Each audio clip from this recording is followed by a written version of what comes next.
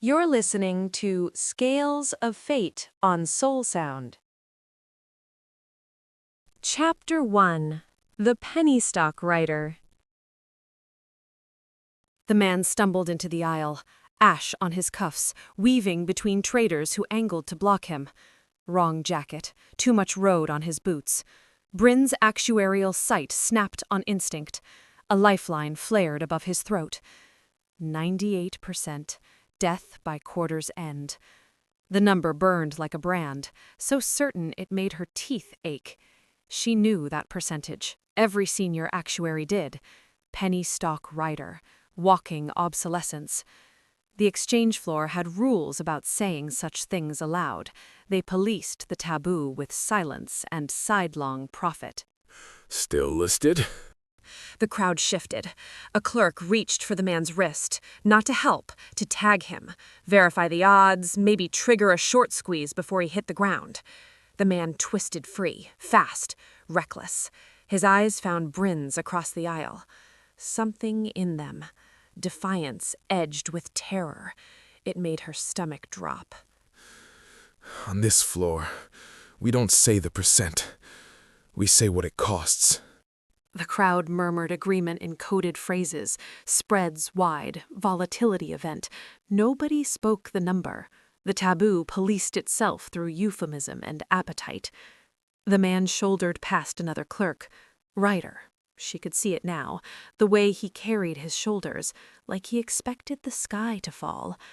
Someone grabbed for his sleeve. He wrenched free, but the grab turned the crowd predatory. Attention sharpened. Exits felt farther. Brynn saw his lifeline stutter. Something invisible yanked it tighter. Then he laughed. If you want proof, get closer. I'm not a pamphlet. The laugh didn't reach his eyes. Brynn knew defense when she saw it. She knew the way fear masqueraded as bravado. She'd used the same mask herself, once, before the academy trained it out of her. She moved before she decided to move. Her notebook slapped open like credentials. Her hand lifted, palm out, stopping the next grab before it landed. People froze, just long enough. Long enough for her to step into the aisle, close enough to smell smoke and sweat, and something underneath it, something raw and desperate. Her sight sharpened, not just the single lifeline, now secondary threads, volatility spikes, and beneath it all, a braid, 2 strands twisted together, a pattern she'd never seen in any risk table. The braid twitched. Cold shot through her teeth. Heat flushed under her skin. The floor seemed to tilt just for a heartbeat, and the smell of oil and singed cloth turned nauseating. Control. She was losing control. Numbers didn't make her dizzy. Percentages didn't trigger vertigo. But this braid, this hungry, contractual thing. His knees buckled. Brynn caught his wrist, skin to skin. The contact made everything real. The lifeline brightened under her palm, the braid pulsing like a second heartbeat. She felt the crowd watching her choose a side, felt the weight of audit and execution settling on her shoulders, like a familiar coat. He looked up at her, direct, unflinching despite the sweat on his temples, the tremor in his fingers. Do you always look at people like numbers? Or am I special? Her throat tightened, her pulse kicked. Just once. A betrayal she couldn't calculate away. Then, Mara Quill crashed through the crowd, handler's bulk and urgency, and hauled them both toward the corridor before anyone could force a status check. Mara wedged her body between them and the door, breathing hard, eyes scanning for pursuit. If he goes down in the open, they'll take him apart in public. You understand? Brynn understood. She'd seen liquidation orders executed, dragons seized, riders processed, the whole bloody machinery of solvency grinding forward, because a balance sheet demanded it. The man jerked his wrist from her hand. The loss of contact blurred her sight. His lifeline flickered, the braid tightening like a wire under tension, the percentage spiking and stuttering like a failing instrument. He braced against the wall, jaw clenched, looking like he'd break stone before he'd ask for help. Don't touch me. His breath shook. Are you going to cast Actuary? The question hung between them. She heard what he wasn't asking. Are you here to save me, or to sign the order? Are you another executioner in polished shoes? Brynn reached for the certainty that usually lived in her chest, the cold comfort of actuarial tables and probability curves. She found only vertigo, and the memory of his wrist in her palm, the braid pulsing like something alive and hungry. I can try a sanctioned stabilization. I need your wrist. Say yes. If you say stop, I stop. He stared at her, assessing. She saw the calculation in his eyes, the same math she lived by, risk and reward, probability and price. Then he extended his arm, wrist up, a gesture of consent that felt more intimate than it should. Yes. She moved immediately, before her doubt could grow teeth, opened her notebook to the risk table entry, aligned her fingers on his pulse point, like a ritual that hated skin. The notebook pages rustled, vellum and ink, the weight of institutional magic. Cold ran up her arm, her vision filled with grid lines and probabilities, the familiar geometry of actuarial mysticism. She reached for his lifeline, seeking the instability, the volatility spike she could smooth with a sanctioned cast. The table rejected an unknown variable, numbers smeared, the grid lines buckled. The braid. She could see it clearly now, a second thread woven through his lifeline, contractual and hungry. It pulled tight. The rejection hit her like a physical blow. Failure. She had a choice. Withdraw and remain safe, a professional who tried her best, or lean closer and become implicated in something the tables couldn't account for. That's the part where you tell me I'm insolvent. Yeah. Sharp. Painful. Rebalance me. The whisper landed somewhere low in her chest.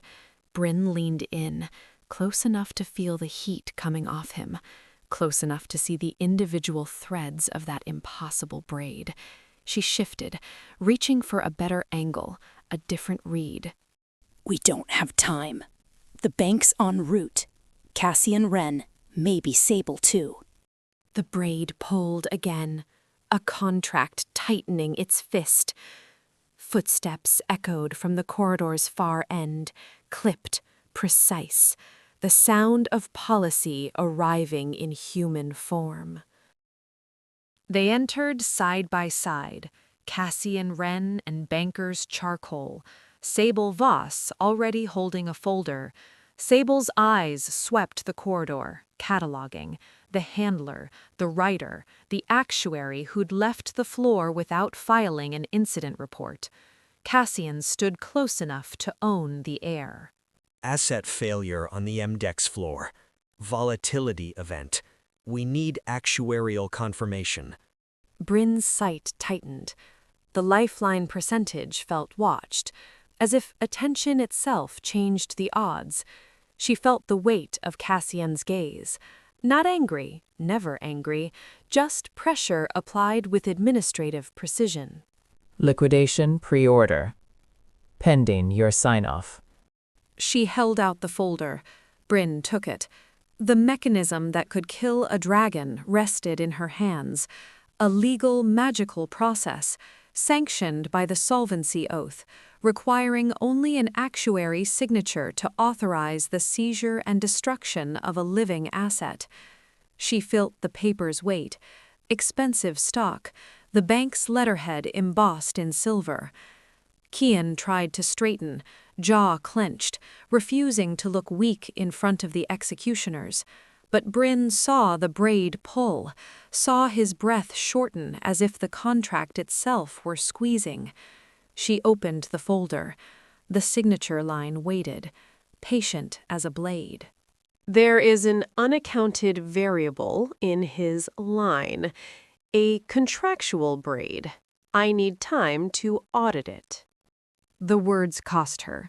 Challenging the bank's assessment, even provisionally, put her license in question. But the braid was real, visible to her sight, something the risk tables should have caught and hadn't. Cassian didn't debate. He pressed. The pre-order requires only confirmation of insolvency. Does the rider meet the threshold? Brynn stared at the signature line. Kian watched her hand instead of her face.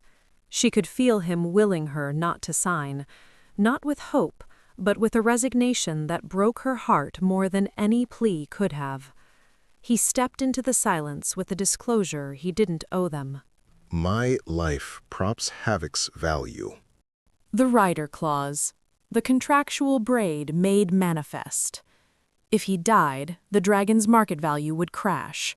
If the dragon's value crashed, the bank's portfolio would hemorrhage. So the clause kept them bound, life force bleeding into market cap, a slow death by solvency. Save the dragon, kill the rider. Save the rider, break the system. Sable smiled. Not warm, never warm. The smile of someone who'd seen this equation before, who knew which variable the bank would always choose to eliminate. Sign it. Or tell us who you're willing to bankrupt instead. Brynn held the pen over the signature line. The braid pulsed. Kirian's breath hitched, and in the space between one heartbeat and the next, she understood. There was no clean option, no actuarial table that could calculate a way out, only a decision. Sign the death order or commit fraud against the universe itself. Download Soul Sound on App Store to listen to the full scale